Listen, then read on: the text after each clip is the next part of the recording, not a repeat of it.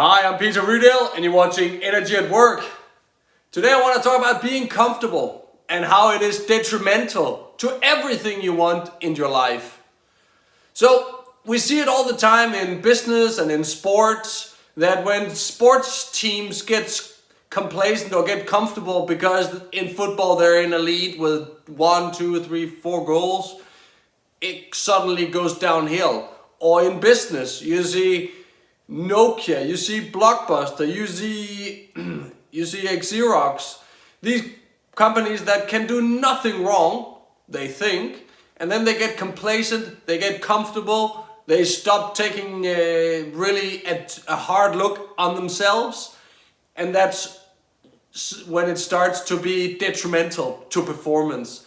So you can look healthy on the outside, but you will be sick on the inside because what you're doing is hurting you. It's hurtful.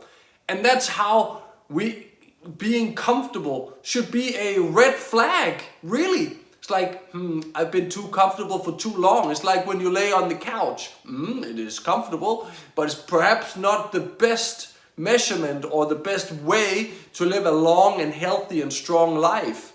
If you want to grow into old age and still be able to walk and to play with your grandchildren if you have that at that time. Like I see my father doing today, for example. He's 70 years old. He never lies on the couch. He's not comfortable. He's comfortable in other sense, but when it comes to exercise, he practices deliberate discomfort, which is a sentence from Marcus Aurelius and from the Stoics.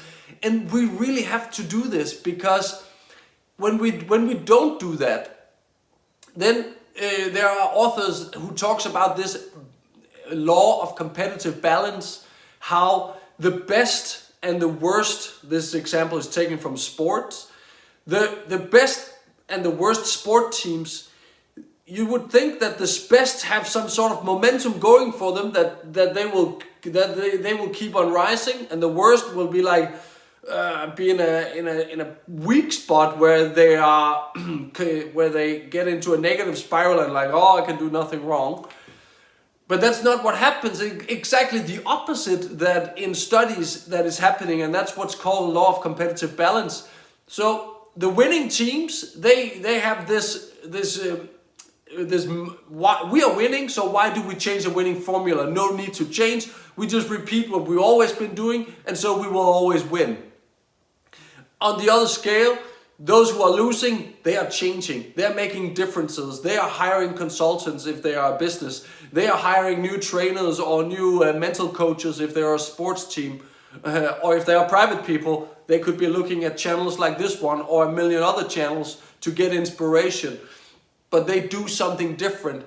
And that means the poor performing teams are actually increasing their performance, and bad performing teams, because they are only doing the status quo, then they will be performing poorer. And that's the law of competitive balance, that the good team and the bad teams will almost end out at the same level.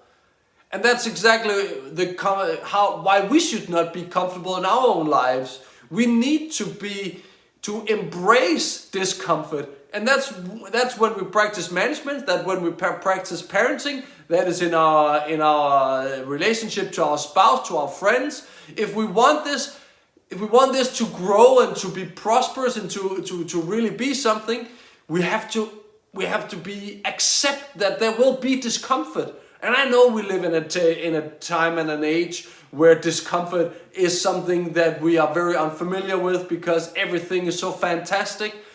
So embrace that little discomfort that there is, and don't shy away from it. If you are in a disagreement, do share it, because it will be good for your mental hygiene. It will be good to clear out, and it will help you move forward.